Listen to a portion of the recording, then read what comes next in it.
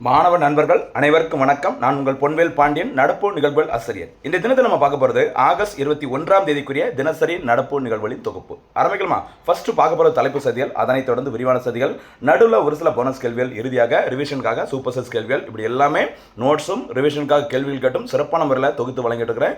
நல்ல முறையில் பயன்படுத்திக்கோங்க, தேர்வில் வெற்றி பெறுங்கள். ஆரம்பிக்கலாமா?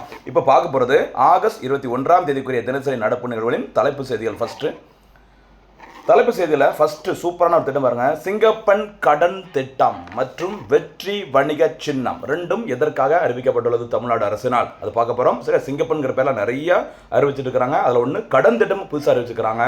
வெற்றி அப்படிங்கிற பேரில் ஒரு வணிக சின்னம் அறிவிக்கப்பட்டுள்ளது. எந்த பொருட்களுக்கு இந்த சின்னம் அறிவிச்சிருக்கிறாங்க அப்படிங்கிறத பார்க்க போகிறோம். பார்த்து முடிச்சுட்டு அப்படியே 31வது தென்மண்டல குழு கூட்டம் நடைபெற்றது. அதற்கு யார் தலைவர், எங்கு நடைபெற்றது, முக்கியமாக அதனுடைய துணைத் தலைவர் யார் அப்படிங்கிறத பார்க்க போகிறோம். அடுத்து உச்சநீதிமன்றத்தால் அமைக்கப்பட்டுள்ள ஓய்வு பெற்ற நீதிபதி ஆர் சுபாஷ் ரெட்டி குழு. சரி, அந்த கமிட்டி எதற்காக அமைக்கப்பட்டுள்ளது? சூப்பரான கமிட்டி, முக்கியமானது.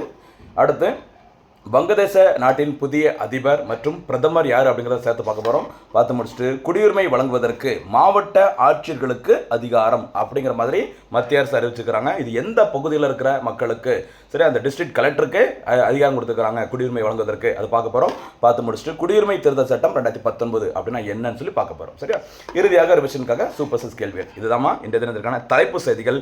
இனிமேல் நம்ம பார்க்க போகிறது விரிவான செய்திகள். அதில் ஃபஸ்ட்டு பாருங்கள், சிங்கப்பன் கடன் திட்டம். சரி, சிங்கப்பன் சிறப்பு அதிரடிப்படை திட்டம், அப்படி இப்படின்னு நிறையா சிங்கப்பன்கிற பேரில் நிறைய திட்டங்களை தமிழ்நாடு அரசு தொடங்கியிருக்கிறாங்க.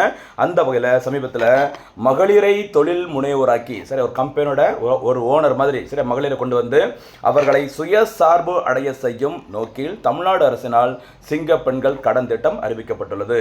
இந்த திட்டத்தின் மூலம் அடுத்த பாயிண்ட் முக்கியமான பாருங்கள், கூட்டுறவு நிறுவனங்கள் மற்றும் கூட்டுறவு வங்கிகள் மூலம் சரிங்களா செயல்படுத்தப்படுகிறது. இந்த திட்டத்திற்காக எவ்வளவு நிதி ஒதுக்கீடு அறிவிச்சிருக்காங்க அப்படின்னு பார்த்தீங்கன்னா 7015 கோடி ரூபாயை நிதியாக ஒதுக்கியிருக்கிறாங்க. சரியா, மொத்தத்தில் மகளிரை, பெண்களை தொழில் முனைவராக்க வேண்டும். அவர்களுக்கு கூட்டுறவு நிறுவனங்கள் மற்றும் கூட்டுறவு வங்கிகள் மூலம் கடன் வழங்க வேண்டும். இதற்காக 7015 கோடியை நிதி ஒதுக்கீடு அறிவிச்சுக்கிறாங்க. அந்த திட்டத்துக்கு வச்ச பேர் தான் பேருமா சிங்க பெண்கள், சரியா, கடன் திட்டம். அடுத்து இதை செயல்படுத்துவது யாருன்னு சொல்லி பாருங்க, கிராமப்புற மற்றும் நகர்ப்புற கூட்டுறவு வங்கிகள், ஓகேவா, தொடக்க வேளாண்மை கூட்டுறவு கடன் சங்கங்கள் வாயிலாக ரொம்ப ஒரு எளிய முறையில் இந்த திட்டத்தின் மூலமாக திட்டத்திற்காக கடன்கள் வழங்கப்படுகிறது. சரியா, நோக்கம் என்ன நோக்கம் பாருங்க, பெண்கள் புதிய தொழில் தொடங்கவும் ஏற்கனவே உள்ள சிறு தொழில்களை விரிவுபடுத்தி பொருளாதாரத்தில் அவர்கள் மேம்பாடு அடையவும் இந்த திட்டம் வழிவகை செய்கிறது அப்படின்னு சொல்லியிருக்கிறாங்க. ரொம்ப ரொம்ப முக்கியமானதுமா. சரிங்களா, அடுத்து கூடுதல் செய்தி பாருங்க, தமிழ்நாட்டில் கூட்டுறவு நிறுவனங்கள் உற்பத்தி செய்யும் அனைத்து பொருட்களுக்கும் வெற்றி என்ற பொதுவான வணிக சின்னம் அறிமுகப்படுத்தப்படும் என அறிவிக்கப்பட்டுள்ளது. ஞாபகமா, தமிழ்நாட்டில் எல்லா கோஆபரேட்டிவ் சொசைட்டிலையும் தயாரிக்கப்படுகிற எல்லா பொருட்களுக்கும் ஒரு வணிக ரீதியான ஒரு பிராண்டுக்கான லோகோவா ஒரு வார்த்தையை அறிமுகப்படுத்தியிருக்கிறாங்க. அதோட பேர் வெற்றி. ஞாபகம் வச்சுக்கோ. சரியாமா, அடுத்தபடியாக பார்க்க போகிறது 31வது தென்மண்டல குழு கூட்டம். சரியா, தென்மண்டல குழுவின் 31வது கூட்டம் ஆகஸ்ட் 20ஆம் தேதி, சரியா, மாமல்லபுரம் கோவளத்தில் நடைபெற்ற, சரியா, கோவளத்தில் உள்ள அந்த ஓகே ஒரு தனியார் விடுதியில் பார்த்தீங்கன்னா மத்திய உள்துறை அமைச்சர் திரு அமித்ஷா அவர்கள் தலைமையில் நடைபெற்றது. அப்போ ஞாபகம் வச்சுக்கோங்க, 31வது தென்மண்டல குழு கூட்டம் நடைபெற்ற இடம் கோவளம். சரி, மாமல்லபுரத்தில் நடந்திருக்குது. அதுக்கு தலைவராக இருந்தவர் மத்திய உள்துறை அமைச்சர் அமித்ஷா அவர்கள். இந்த மாநாட்டின் துணைத் தலைவர் யார் பார்த்தீங்கன்னா தமிழக முதலமைச்சர். சார், ரொட்டேஷன் பேசிஸில், சரி, ஒவ்வொரு மாநிலத்தின் முதலமைச்சர்கள் இதில் துணைத் தலைவராக இருப்பாங்க. அந்த வகையில் சமீபத்தில் நடைபெற்ற 31வது தென்மண்டல குழு கூட்டத்தில் துணைத் தலைவராக இருந்தவர் தமிழக முதலமைச்சர் அவர்கள். ஞாபகம் வச்சுக்கோங்க. சரிங்களா, அடுத்தபடியாக கூட்டத்தில் பங்கேற்றவர்கள் நிலவரம். சரியா, யாரெல்லாம் சொல்லி பாருங்க, தலைமை கண்டிப்பாக திரு அமித்ஷா அவர்கள், உள்துறை அமைச்சர். அடுத்து துணைத் தலைவர் தமிழக முதலமைச்சர் திரு சி ஜோசப் விஜய் அவர்கள், ஆந்திர பிரதேசத்தின் முதலமைச்சர் சந்திரபாபு நாயுடு அவர்கள், கர்நாடகாவில் முதலமைச்சர் டி.கே. சிவகுமார் அவர்கள், கேரளா சார்பாக வி.டி. சதீசன் அவர்கள், தெலுங்கானாவின் துணை முதலமைச்சர் மல்லுப்பட்டி விக்ரமார்கா அவர்கள், அடுத்து புதுச்சேரியின் தற்போதைய துணைநிலை ஆளுநர் கைலாஷ்நாதன் அவர்கள். சரி, இது தவிர அந்தமான் லட்சத்தீவு அந்த தீவுகளின் நிர்வாகிகளும் உயர் அதிகாரிகளும் இதில் கலந்துக்கிறாங்க. சரி, யாரெல்லாம் கலந்துக்கிறாங்க அப்படிங்கிறதையும் கொஞ்சம் பார்த்துக்கணும், எப்பவுமே ஞாபகம் வச்சுக்கோங்க. சரிம்மா, அடுத்து ரொம்ப முக்கியமான ஒரு கமிட்டி பாருங்கள், ஓய்வு பெற்ற நீதிபதி ஆர் சுபாஷ் ரெட்டி குழு சரியா டெல்லி ஜந்தர் மந்தரில் ஓகேவா டெல்லி ஜந்தர் மந்தர் மற்றும் நாடாளுமன்ற பேரணியின் போது நீட் விவகாரம் தொடர்பாக மாணவர்கள் நடத்திய போராட்டத்தில் காவல்துறையின் அத்துமீறல்கள் மற்றும் வன்முறை குற்றச்சாட்டுகளை விசாரிக்க ஓய்வு பெற்ற முன்னாள் நீதிபதி ஆர் சுபாஷ் ரெட்டி தலைமையில் 5 பேர் கொண்ட குழுவினை சரியா உச்சநீதிமன்றம் அமைச்சிருக்கிறாங்க சரியா உங்களுக்கு தெரிஞ்சிருக்கும் சரி நெட் தேர்வு அதனால் நிறைய முறைகேடுகள் நடக்குது சரியா கொஸ்டின் பேப்பராக நிறைய லீக் அவுட் ஆயிருக்குது அப்படின்னு சொல்லி பெரிய லெவலில் பிரச்சனை போயிருக்கும்போது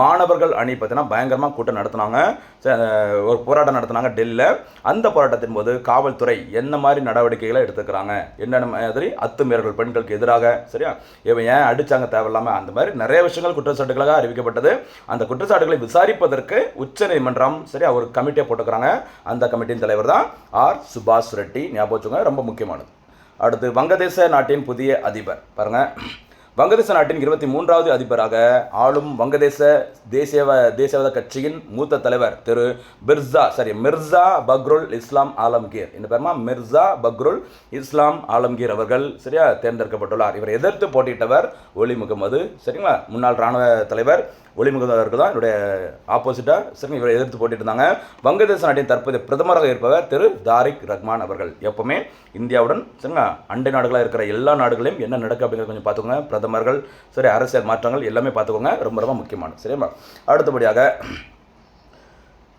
பாருங்க குடியுரிமை வழங்க மாவட்ட ஆட்சியர்களுக்கு அதிகாரம் சரியா ஒரு சூப்பரான ஒரு இந்தியன் பாலிட்டிக் கரண்ட் அஃபேர்ஸ் பாருங்க மத்திய உள்துறை அமைச்சகம் ஞாபகம் மத்திய உள்துறை அமைச்சகம் ஆகஸ்ட் 2026 சரியா ஒரு முக்கியமான அறிவிப்பை அறிவிச்சிருக்கிறாங்க என்னன்னு பார்த்தீங்கன்னா 3வது திருத்த விதிகளை அறிவிச்சிருக்கிறாங்க சரி 3வது திருத்த விதிகளை குடியுரிமை தொடர்பாக அறிவிச்சிருக்கிறாங்க இதன் மூலம் குஜராத் ராஜஸ்தான் பஞ்சாப் மேற்கு வங்கம் அஸ்ஸாம் திரிபுரா ஆகிய 6 மாநிலங்கள் மற்றும் ஜம்மு காஷ்மீர் லடாக் ஆகிய யூனியன் பிரதேசங்களின் மாவட்ட ஆட்சியர்களுக்கு உரிய தகுதியுள்ள நபர்களுக்கு இந்திய குடியுரிமை வழங்கும் அதிகாரம் வழங்கப்பட்டுள்ளது யார் வச்சுக்கிறாங்க மத்திய உள்துறை அமைச்சகம் சரியா அப்படியே குஜராத் மேலே இருக்கிற ராஜஸ்தான் அப்படியே பஞ்சாப் மேற்கு வங்கம் அஸ்ஸாம் திரிபுரா அப்படியே 6 மாநிலங்களுக்கும் ஜம்மு காஷ்மீர் மற்றும் லடாக் யூனியன் பிரதேசங்களின் சரி மாவட்ட ஆட்சியர்களுக்கு தகுதியுள்ள நபர்களுக்கு இந்திய குடியுரிமை வழங்கும் அதிகாரம் வழங்கப்பட்டுள்ளது ஞாபகம் வச்சுக்கோங்க இது முக்கியமான ஒரு அப்டேட்டு இந்தியன் பாலிட்டியில் ஓகேவா முன்பு இந்த அதிகாரங்களை கொண்டிருந்த உயர்மட்ட குழுக்கள் மற்றும் பிரத்யேக அதிகாரிகளுக்கு மாற்றாக இனிமேல் மாவட்ட ஆட்சியர்களை நேரடியாக விண்ணப்பங்களை பெற்று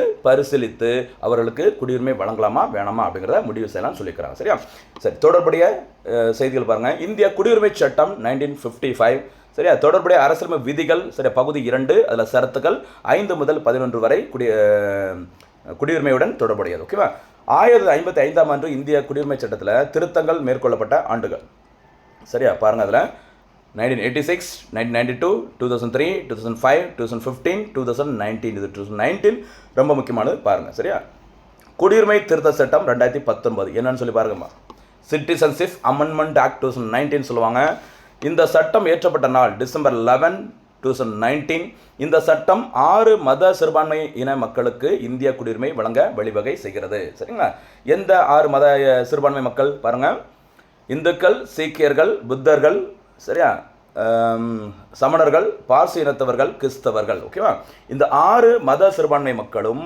எங்கு இருக்கிற மக்களாக இருக்க வேண்டும் பாருங்க எங்கு வசித்த மக்களாக இருக்க வேண்டும் அப்படின்னா ஆப்கானிஸ்தான் வங்கதேசம் மற்றும் பாகிஸ்தான் அந்த ஆகிய 3 நாடுகளும் இந்தியாவிலிருந்து ஒரு காலத்தில் ஒருங்கிணைந்த பகுதிகளாக இருந்து பிரிந்த நாடுகள் ஓகேவா இந்த 3 நாடுகள்லையும் இருக்கிற 6 மத சிறுபான்மையின மக்கள் அங்கே ஏதாச்சும் ஒரு மத துன்புறுத்தல் ஏதாவது பிரச்சனையை ஃபேஸ் பண்ணிட்டு டிசம்பர் 31 2014ஆம் ஆண்டிற்கு முன்னாடி இந்தியாவில் குடியேறி இருந்தாங்கன்னா அவர்களுக்கு இந்திய குடியுரிமை வழங்கப்படும் அப்படின்னு சொல்லியிருக்கிறாங்க இதில் விலக்குகள் என்னன்னு சொல்லி பாருங்கன்னா எக்ஸம்ஷன் அரசியலமைப்பின் 6வது அட்டவணையில் உள்ள வடகிழக்கு மாநிலங்களின் பழங்குடியினர் மற்றும் இன்னர் லைன் பெர்மிட் பகுதிகளுக்கு இது பொருந்தாதுன்னு சொல்லியிருக்கிறாங்க நல்லா ஞாபகம் வச்சுக்கோங்க குடியுரிமை திருத்த சட்டம் கொண்டு வந்தது 2019 அதில் ஆப்கானிஸ்தான் பாகிஸ்தான் வங்கதேசம் ஆகிய 3 நாடுகளில் இருக்கிற 6 மத சிறுபான்மையின மக்களுக்கு இந்திய குடியுரிமை வழங்கப்படும் சொல்லியிருக்கிறாங்க அதுக்கு முக்கியமான கண்டிஷன் டிசம்பர் 31 2014க்கு முன்னாடி இந்தியாவில் கண்டிப்பாக அவங்க வந்துட்டு நுழைந்திருக்க வேண்டும் குடியேறி இருக்க வேண்டும் சொல்லியிருக்கிறாங்க இதுதான் குடியுரிமை திருத்த சட்டம்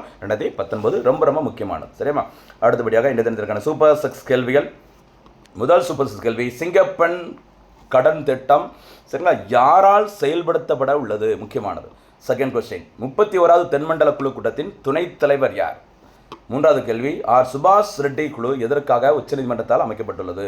நான்காவது கேள்வி, வங்கதேச நாட்டின் புதிய அதிபர் மற்றும் புதிய பிரதமர் யார்? ஐந்தாவது கேள்வி, குடியுரிமை சட்டம் எப்போது இயற்றப்பட்டது? ஆறாவது கேள்வி, குடியுரிமை திருத்த சட்டம் கடைசியாக எப்போது இயற்றப்பட்டது? இதற்கான பதில்களை சூப்பராக வீடியோ பார்த்துட்டு நல்ல முறையில் பதில் சொல்லுங்கள், ரிவிஷன் பண்ணுங்கள், தேர்வில் வெற்றி பெறுங்கள். மீண்டும் சந்திக்கலாம். நன்றி, வணக்கம்.